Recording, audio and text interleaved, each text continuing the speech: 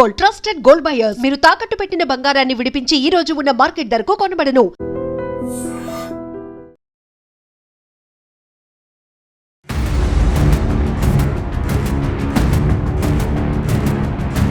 మరోసారి ట్రావెల్ బస్కి సంబంధించిన ఇన్సిడెంట్ ఇప్పుడు కలకలం క్రియేట్ చేస్తోంది. ఇది కంప్లీట్లీ ఎక్కడ అంటే కర్నూలు చిత్తూరు జాతీయ రహదారి మీద జరిగింది. నంద్యాలకు సమీపంలో ఒక బస్, ట్రావెల్కి సంబంధించిన బస్, 36 మంది ప్రయాణికులు ఉన్నారు ఆ బస్సులో. ఒక్కసారిగా కంట్రోల్ కోల్పోయినటువంటి బస్ ఒకవైపు నుంచి అంటే రోడ్డుకి ఇటువైపు ఉన్నటువంటి బస్ రోడ్డుకి అటువైపు వస్తున్నటువంటి ఒక కంటైనర్ ఉన్నటువంటి లారీని ఢీకొట్టింది. దీంతో అక్కడికక్కడే మంటలు అంటుకోవడం, పూర్తి స్థాయిలో ఇందులో ఉన్నటువంటి బస్సులో ఉన్నటువంటి డ్రైవర్ చనిపోవడం, దాని తర్వాత లారీకి సంబంధించిన క్లీనర్, డ్రైవర్ వాళ్ళందరూ కూడా మంటలు అంటుకొని మంటలకు ఆహుతైపోయి స్పాట్లోనే వీళ్ళు ముగ్గురు కూడా చనిపోయారు. అదృష్టం బాగుంది కనుకనే ఇప్పుడు ఎవరైతే బస్సులో ట్రావెల్ చేస్తున్నారో ప్రయాణికులు 36 మంది, వాళ్ళందరికీ కేవలం గాయాలై సమీప హాస్పిటల్లో ట్రీట్మెంట్ తీసుకుంటున్నారు. కొంతమందికి కాళ్ళు ఇరిగితే, కొంతమందికి చేయిలు, అట్లాగే తలకు గాయాలైనవి, ఇట్లా గాయాల పాలైనరు. కానీ ఎవరికి కూడా అంత పెద్దగా సీరియస్గానైతే లేదు. కానీ ఈ ఇన్సిడెంట్ సీసీ ఫుటేజ్ని మీరు క్లియర్ కట్గా గమనిస్తే కనుక ఒక బస్ ఇటు నుంచి అంటే డ్రైవర్, మనకు తెలుసు కదా ట్రావెల్ బస్సెస్ ఎంత స్పీడ్గా వెళ్తాయో, అది కూడా రాత్రిపూట 1:05 ప్రాంతాల్లో జరిగింది ఈ ఘటన. అండ్ ఎంత స్పీడ్లో ఉంటాయి, మినిమం 80 నుంచి 90 km/h. అటు ఇటు కంటైనర్ లారీ అనుకోండి, లేదంటే ఈ బస్ అనుకోండి, ఆ స్పీడ్లో వెళ్తున్నటువంటి క్రమంలో ఒక్కసారిగా బస్కి సంబంధించిన టైర్ పేలిపోవడంతో కంట్రోల్ కాలేదు డ్రైవర్కి. దీంతో డివైడర్ని దాటుకొని ఈ బస్ పూర్తి స్థాయిలో అటువైపు నుంచి వస్తున్నటువంటి కంటైనర్ని ఢీకొట్టి పల్టీలు కొట్టింది.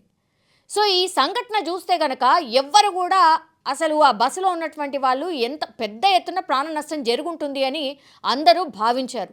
ఇంకా వాళ్ళ అదృష్టం ఎంత బాగుంది అంటే అక్కడి నుంచి అప్పుడే ఒక లారీ వెళ్తోంది. ఆ లారీ ఆపి మరి ఆ డ్రైవర్ దిగి పూర్తి స్థాయిలో ఈ బస్కి సంబంధించిన అద్దాల్ని బద్దలు కొట్టిండు. దీంతో అందరూ కూడా ఆ బస్సుల నుంచి ప్రయాణికులందరూ కూడా బయటపడ్డారు. సో అదృష్టం చాలా చాలా బాగుంది అందులో ప్రయాణిస్తున్న వాళ్ళందరిది కూడా. కానీ ఒక్కసారిగా ఈ బస్ ఎప్పుడైతే ఈ కంటైనర్ని ఢీకొట్టిందో డైరెక్ట్గా ఆ లారీకి సంబంధించిన ఈ డీజిల్ ట్యాంక్ ఏదైతే ఉంటుందో దానికి వెళ్ళి ఢీకొట్టింది. వెంటనే ఆ స్పార్క్తోని మంటలన్నీ అంటుకున్నాయి ఈ 2 వాహనాలకి.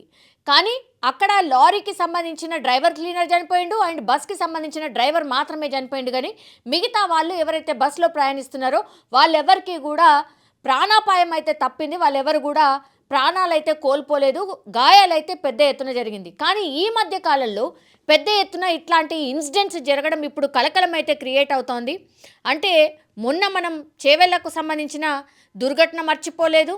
అండ్ మొన్న ఒకసారి ఒక లారీ పూర్తిగా రోడ్డు పైన యాక్సిడెంట్ జరిగిన తర్వాత ఏదైతే బైక్ ఉంటుందో దాన్ని గమనించకుండానే పూర్తి స్థాయిలో ఈ బస్సుని ముందుకి నడిపించడంతో పూర్తిగా ప్రయాణికులు దగ్గర 20 నుంచి 21 మంది ప్రాణాలు కోల్పోయినటువంటి సిచ్యువేషన్.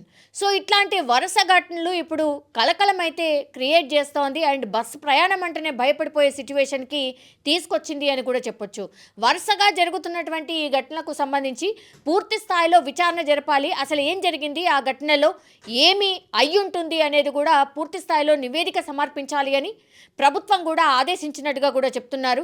కానీ ప్రయాణికులు మాత్రం కొంత బస్సు ఎక్కాలన్నా భయపడిపోయే సిచ్యువేషన్ వచ్చింది.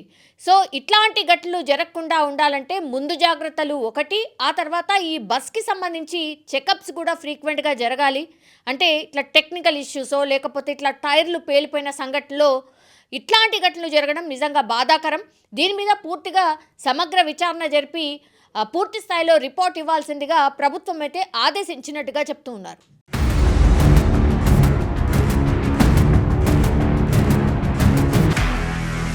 నిజంగా ప్రస్తుతం ఉన్నటువంటి సమాజం దేనికి ప్రయారిటీ ఇస్తుంది? ఆర్థిక సంబంధాల చుట్టూ మాత్రమే తిరుగుతుంది. మళ్ళీ ఎన్నికలంగానే చాలా విరక్తి కలుగుతాం.